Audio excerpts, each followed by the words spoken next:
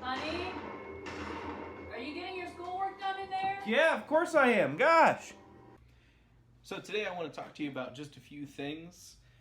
First up are different types of government. I want to go over these pretty quickly so we can get on to other things. So, some questions. What is government? What does government do? Why do people need a government? What types of government are there? Those are kind of the things we're going to get into. So real quickly, what is government? It's an organization of people set up to protect the community and make rules for that community. What does the government do? It protects the community, it makes laws, and it keeps order and enforces those laws. So, why do people need government? It is protecting, again, people and their property. It is making rules for people to follow, to protect, at least in democracy and in our government, it is to protect people's rights and to balance people's rights against each other's rights, because sometimes our rights, interfere with one another, and so we have to have some kind of mediation between those. And the government acts as that fair mediator between people with conflicting rights. So, making laws and enforcing laws, big part of what government is and what it does. So, different types of government. So, 5 common types of government. Monarchy, I'm sure you've heard of. Dictatorship, again. Democracy, again. 2 that maybe you haven't, theocracy and oligarchy. So we're going to get into what each one of these are real quick. So, democracy, I think most of you guys probably have the best handle on what a democracy is. Democracy, you could probably say it before I did, it is going to be in a government that is controlled by the people through one means or another. There are different types of democracy. There are things known as direct democracies. And in a direct democracy, the people are going to be taking over a lot of the duties that we give over to our elected officials. Whereas in our type of democracy, which is also known as a republic, we have elected officials. We put people in charge, and we elect them based on how close to our own views they are. We try to pick the best person who most closely aligns with us to represent us, because government does a lot of things, and it's not easy for people to just directly vote on those things. And there's also, an excellent argument that people shouldn't be voting on those things. It's a lot easier to identify an expert than to be an expert, right? It's much easier to figure out if a doctor is an expert in his field than it is to become a doctor. That takes years and years of study. Whereas identifying a doctor takes, minutes. So people are better suited to pick people who are best qualified for the job and to make these tough decisions that government requires. And there is a belief that people cannot be trusted with that power. So, direct democracy versus a republic, which is another form of democracy that covers democracy, our number 1. Monarchy. So you guys know something about monarchy. Monarchy is going to have a king, and they are going to have unlimited power, right? They're going to have complete control over the government, and they are going to be the executive power, the legislative power, and the judicial power. At least they will be the top of those 3 things. They'll often give, minor people that they trust a lot of their power, but ultimately they control who those people are, and they control the policies.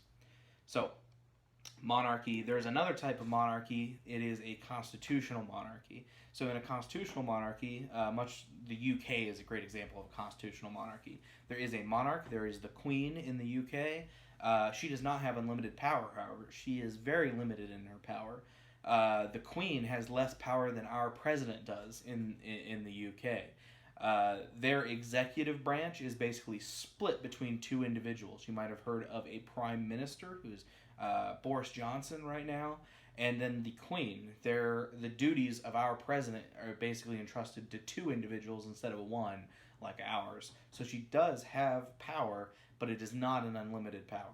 So, in a constitutional monarchy, the rest of the UK's government, for example, is essentially very, very similar to ours.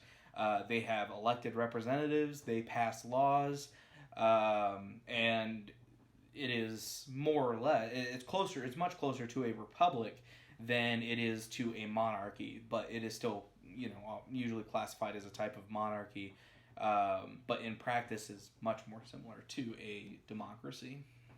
So, dictatorship. Country ruled by a single leader. Leader has not been elected and may use force to keep control. It sounds a lot like a monarchy, doesn't it?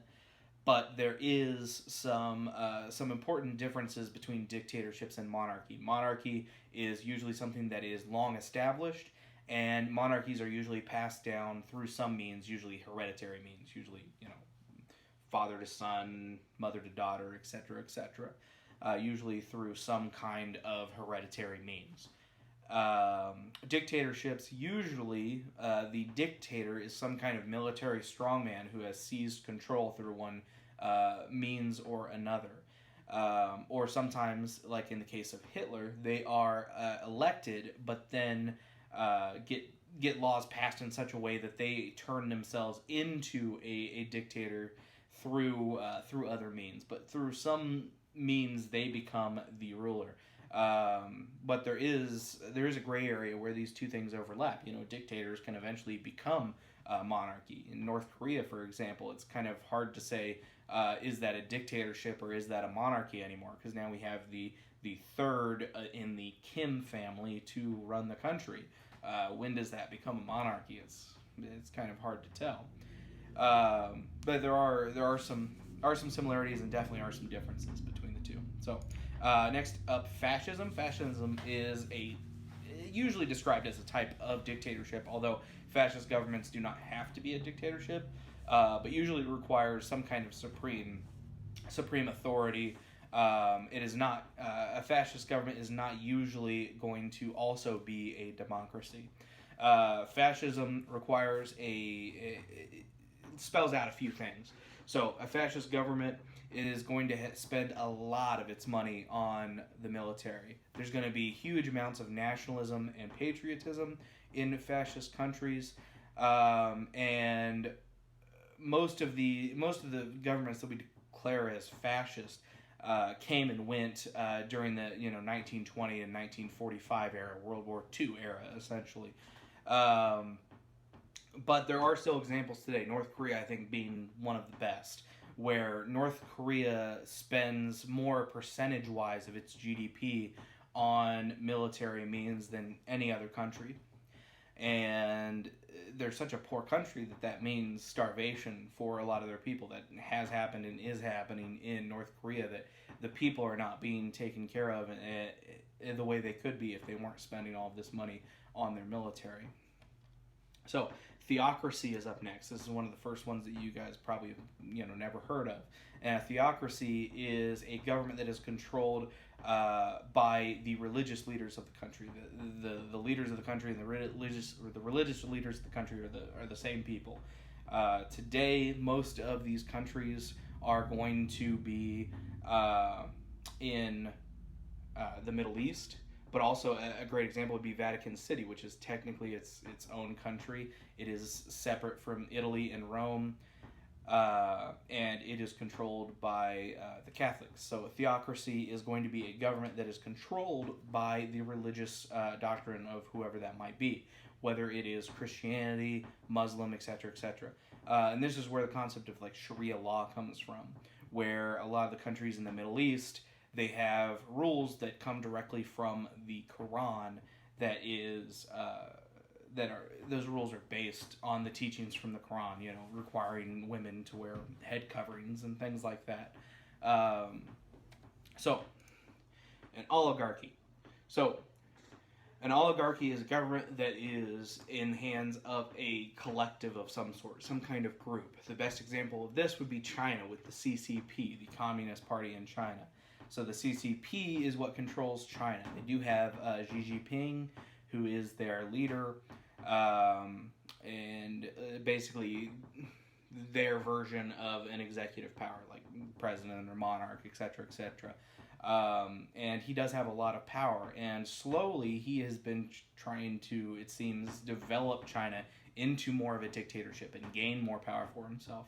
But right now, China is still what we would call an oligarchy. It's still ruled by that collective of people. So, the last two things I want to talk about, or the last three-ish things I want to talk about, are different types of economies. So we have socialism and communism, which are linked, and many people often use these interchangeably, but that's not exactly correct, and we'll kind of we'll talk about that. But there are basically two main ideas in economics that rule the economics of our world. So these two ideas being capitalism and socialism. So capitalism is all about the individual ownership of the means of production, which means factories, the tools in those factories, all businesses. Everything is going to be owned by individuals, by people who start those businesses. That's how, things are done in America and most of the Western world. It is capitalist. Socialism is the idea of collective ownership of everything. Socialism, the most extreme version of socialism, we refer to as communism, which is everything is owned by the state and everything is supposed to be split up according to everyone's need. Communism, many people often say that communism sounds very good on paper, but in practice, communism has not been successful at all. One of the main reasons for that is because collective ownership, for the people to own the means of production, that means that people are going to, that those means of production are going to be owned by the government. That is how collective ownership, the only way for that to work. How else is everyone going to own these things? And so in communist governments that have tried to exist, you have a government that has all of this economic power. And, if you know anything about politics, the money is where the power is. So they have all this economic power, and they use it to make themselves and their allies very, very wealthy to the detriment of their country. And that's typically been the story of communist governments throughout history. Capitalism has shown to be much more successful in raising the standard of living for people and making our, raising levels of happiness, and ultimately has been shown to be better for people. But that is not to say most governments are not. It's not you're communist or you're capitalist, and there's nothing in between. There is a lot of gray area in between.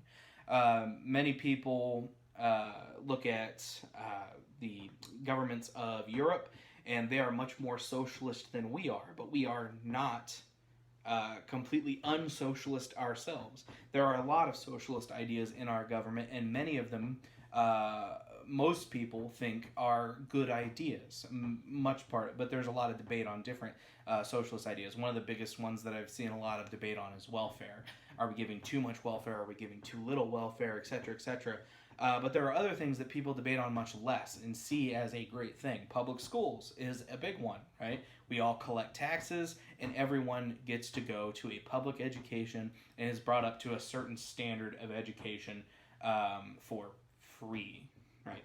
I don't like using that term, free college, free etc., all those things. It's not free, it's paid for through taxes. So everyone is paying for it by their ability, and everyone is getting it to their need. That sounds very communist, doesn't it? And that is what we do have a lot of those types of things in our society. Public utilities, electric and water being run by the government.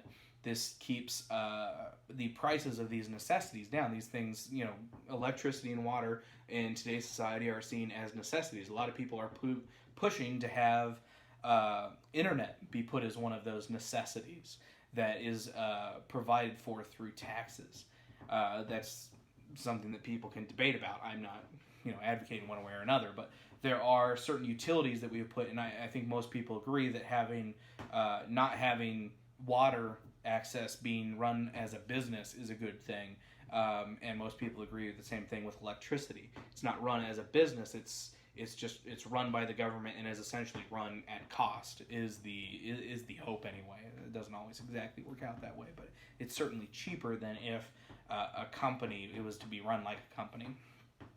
So lots of socialist controls is what I would call them.